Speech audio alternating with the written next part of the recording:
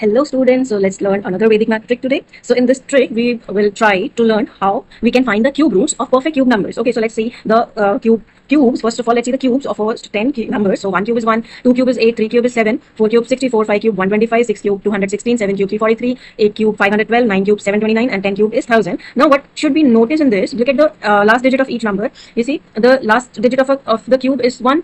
So the last digit of the cube root will also be 1. When you look at it, the last digit of cube number is 1. So last digit of the cube root. Now, if we go backwards, so this becomes the cube root of this number. Now, so as in cube root of 8 is 2. Cube root of 27.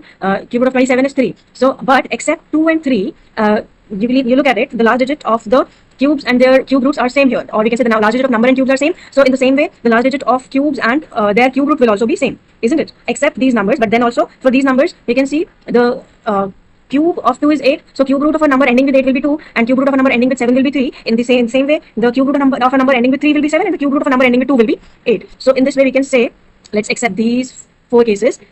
Let's accept these four cases. For all other cases, the cubes and the last digit of cube and the numbers are same, isn't it? But we just have to memorize. For the last digit of cube is 2, then the cube root of last digit of cube root will be 8. If the cube is 3, last digit of cube root will be 7, and vice versa. If the last digit of cube is 3, then its cube root's last digit will be 3, and if it is 8, the last digit of cube root will be 8. I hope you understood this now. Now this thing is very important to understand this concept or short trick to calculate the cube root of a perfect cube number. For example, what we are going to do in this, we will suppose we have to find the cube root of a number 287496. So I'm going to divide it in two parts. So 3 digits, like I'll find out 3 digits from the end and then divide it. Now in my last part, the end digit, the last digit is 3, so last digit of cube root will also be 3. So in this way I can simply find out my last digit, and for this first digit, for the units place digit, what I will have to check whether this 287 is the number.